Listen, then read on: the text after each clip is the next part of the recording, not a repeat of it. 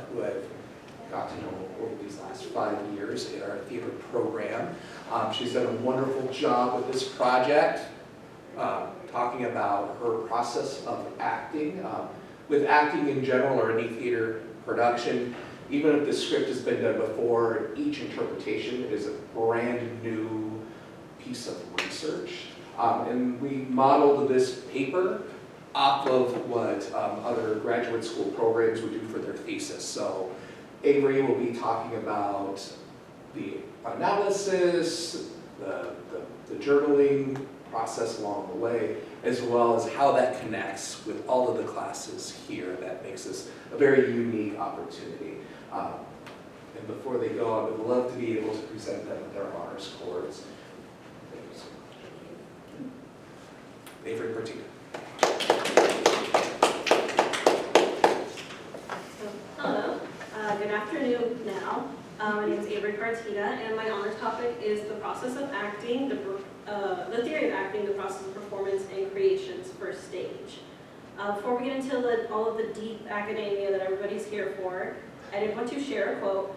It's the things that make you strange are the things that make you powerful. This was said by Ben Platt during his Tony Award 2017 win for Best Actor in Dear Evan Hansen. And funny enough, I feel like this quote fits around my presentation really well. Titanic is a very funky little show. For those who did not see it or do not know of it, it is written by the same people who wrote A Very Die Hard Christmas, which is yet another farce play. And it's just very goofy. And then part of it is also just before an actor makes it to the big stage, a lot of the times people don't understand that acting is not just a weird thing that you do once or twice. Personally, it's been in my life for 13 years. I've been acting since I was, 9 years old. And a lot of people, they just don't understand what it takes to act. We have to prove that we are just as smart and just as capable of being good like everyone else. And we are so in tune with humanity and the compassion that it takes to be with other people all the time, doing the same things. Sometimes you're arguing with people, sometimes you're mad at them, but at the end of the day, you are still a human, and you have what it takes to overcome all of that. Today, I'll be taking through my personal process of production in 4 topics. It is my pre-production analysis, it's my insight and research into the character before I even began making acting choices or figuring out where I was going to be on stage. And then it was my journal. I recorded every single rehearsal that I attended and even did little notes on the days I was not there, just talking about everything that I went through. After that is my post-production analysis, everything that I kind of thought about after the show was done, whether I thought, something went good, something went bad, maybe I could have done this, but at the end of the day, it just is what it is. And finally, my process development. So just how I've grown as an actor in the theater department over the last 5 years at Wayne State. So first off is my pre-production. This honors project is focusing on Titanic, written by Jeff Shell and Ryan Dobosh, produced by Little Red Hen in Wakefield, Nebraska, by Adam Goss, and it ran from November 22nd to 24th in 2024. It's a modern satirical retelling of the movie Titanic, told through the eyes of Old Rose, who is much more perverted and much more just inappropriate overall than our original movie. The style of the show is very comedic. It's very heartfelt. There's some extreme stereotypes. There's a lot of twisted versions of the original movie characters. And in all of that, the satire kind of fills in the gaps of the movie that you're wondering, what did that character do? My favorite example is a script quote from Frederick and Reginald, who are the Titanic crew members who find the iceberg in the water. So rather than just telling everybody, hey, there's an iceberg, they start arguing to the first mate that, hey, somebody stole my whistle and I think it's this guy right here. A major theme of Titanic is that humanity is really weird to look back on when you don't have a reliable narrator. The whole story is told through Rose's perspective, where she just goes on and on about the fact that Jack is this amazingly hot man that she met on a ship in like the best night of her life week. We don't really have a specific timeline in this play, but just how people can cope and how things can be retold in not the best ways. So a lot of times we have humor, drinking, anger, or just random hope. Another quote from the play is that of a bunch of the rich people on board, upon finding out that the ship is sinking, they don't start complaining about the lifeboats. If I quote from it, it is, "There is a disaster of immense proportions. There is not a single bartender on board to be found." Going on is the character study of Lewis. So I was originally casted as an ensemble member in this show. A couple of weeks in, we had somebody drop due to some family, just family things, and I ended up being asked to step into the role of Lewis. Lewis is one of the researchers that we see in the modern day Titanic movie. He's the one that goes around moving that little robot around with the camera. He's mostly just like socially awkward, 30-something man who just wants to be part of a get-rich-quick type scheme. He doesn't stay anywhere too long. The only thing he's really focused on is just finding this diamond that the original movie was also talking about. He doesn't care about history, other people's feelings. He just knows that he wants the diamond to be in his possession. Part of his character is the fact that when he sees Old Rose come on, because she magically appears on their treasure hunting ship, is that he hates how perverted she is. Part of his whole character is the fact that he wants answers directly, while his partner Brock, the lead researcher, is willing to do whatever it takes to get that information, even if that is rubbing the little old lady's feet while she makes some suspicious noises. And part of his character that I find very funny is his reactions to said lines, such as Old Rose's "Titanic was the second wettest thing in the ocean that night." And it was very interesting to try to react to that as somebody who is early 20s and not a mid-30s man who only likes technology. And as we get further and further, Lewis becomes disengaged and more passive. He doesn't really stay in touch with anybody. He's very desperate to get the diamond. And going on to that, so my personal approach for Lewis was that I can be an awkward person and I get frustrated quite easily. So I was relying a lot on instinctual choices under the guidance of my director, who was telling me, like, hey, you're not an angry person, let's try to act angry. So that was a really big step for me to take, was acting as somebody who is more frustrated verbally, physically, is prone to a lot more outbursts. And being a young woman playing an older man, it changed the dynamics a little bit, because originally Brock and Lewis were both two middle-aged men playing middle-aged men. So going from older to a younger woman, it added a few more layers to the comedy, where I was saying references that were dated to like the 80s and 90s, and some people didn't understand why I thought it was funny, because they saw me as a young lady. The next thing I'll be going into is my journaling process. So again, I did journals for every single rehearsal that I was present for, and a couple that I was not there. I'm not going to bore you guys with all of the like 30 journal entries or so. So I'll just be reading a couple of my favorite ones. So today, October 22nd, today I unexpectedly got cast as the new role of Lewis, one of the Titanic treasure hunters. It's very chaotic, but I love being thrown into the new role, even with these big shoes to fill. There was some awkward moments as I marked my new lines on the go while performing in the ensemble scenes where Lewis was not in. October 23rd, I worked some scenes with my new role as Lewis and all of my new partners. I spent time figuring out how quickly I have to move around, workshopping for a lot of blocking for some more intricate scenes, and also did the first run-through of the iconic car scene without the youngest member of our cast present. Only Jack and Rose are in the scene for most of the part, and several run-throughs of it under guidance of the director led to about 15 minutes of hysterical laughing for those of us watching from the seats.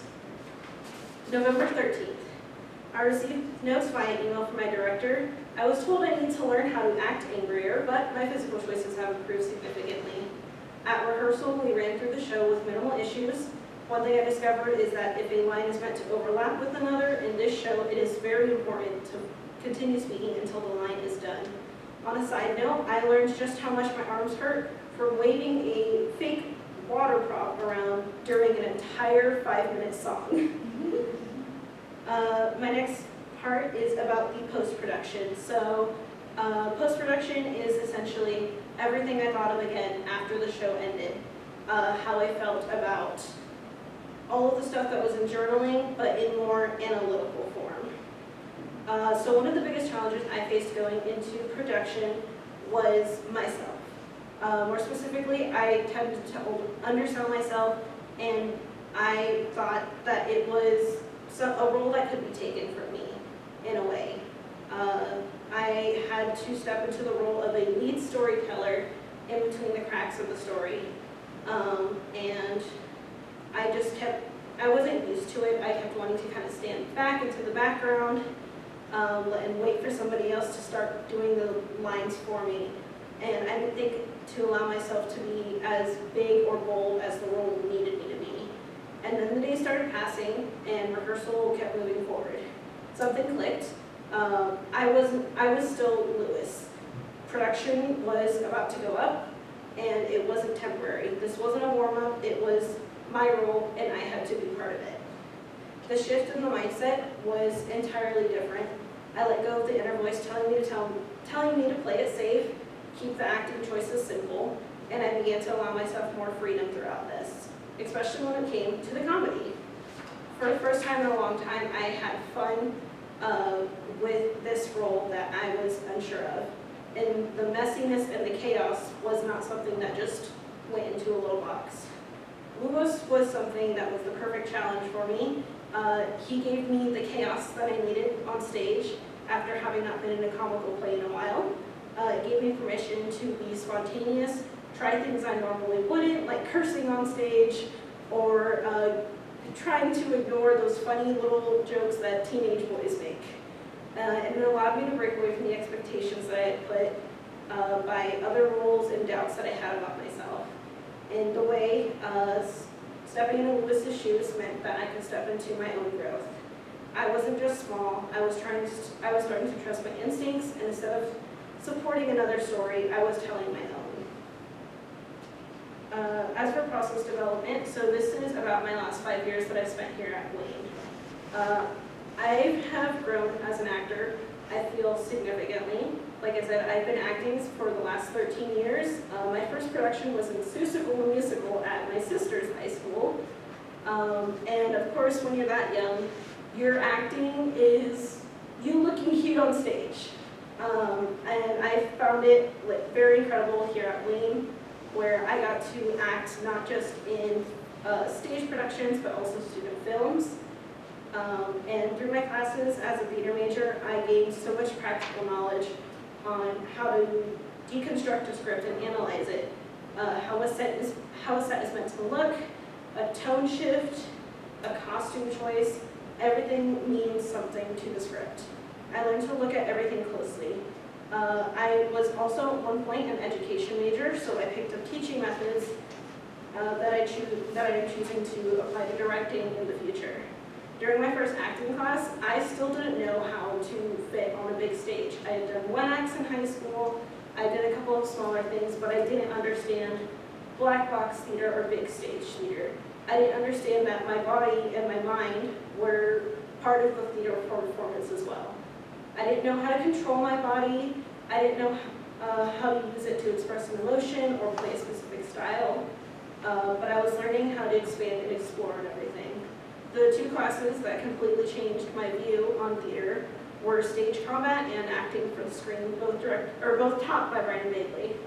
I learned that my body is an instrument in acting. It's not just the face, it's the posture, the tension, or even a breath can make or break a moment. Tension in my shoulders could make a sweet confession feel like a forced admission, or a loose posture, meaning I'm not yelling because I'm angry, but because I'm annoyed. These small details finally helped me realize that acting is a full-body art form. I still practice theater in my day-to-day life. For those who have been in service jobs, you know what I mean when I say work me and normal me are two different people. But even outside of work, theater is part of my life. I read and watch all sorts of productions online, or if I can find them in person. My daily commute is filled with musicals or audiobooks of plays that I have yet to see and can picture in my head.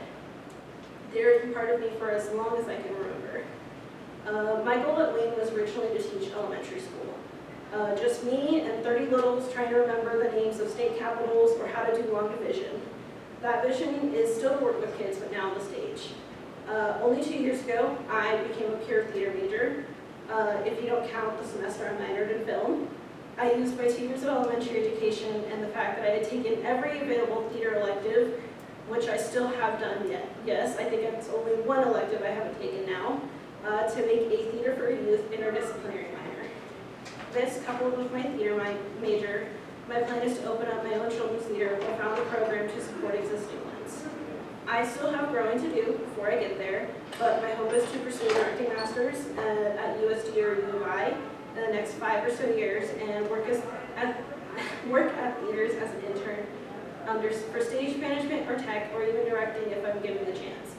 It'll take a lot of time and work, but I am excited for what is to come. In addition, I would like to show some production photos from the last few years here at Wayne.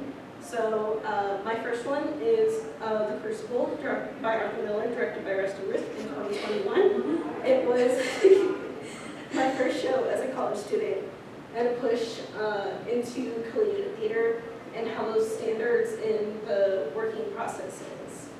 My next one was Lysistrata by Aristophanes by Molly Young, also in 2021. This was my first comedy show and my first, but certainly not last role, where I played an old man. Next one is two photos. One of them is She Kills Monsters by King Wen, directed by Rusty Ruth, where I was a banshee who got to scare the lead actors many times. And the second is From Everybody by Brandon Jenkins, directed by Molly Young in 2023, as a guide of death. The last two are from my roles as an usher in The Beauty of Life, also From Everybody. This was a particularly hard song role because it was my last role here at Wayne before I switched to community theater. Before the end of this, I would like to give a few special thanks to Rusty Ruth, my honors advisor. Thank you for standing by me the last 5 years. And to my theater family, some of which are here today, for making the last 5 years some of the best of my life. Does anybody have any questions?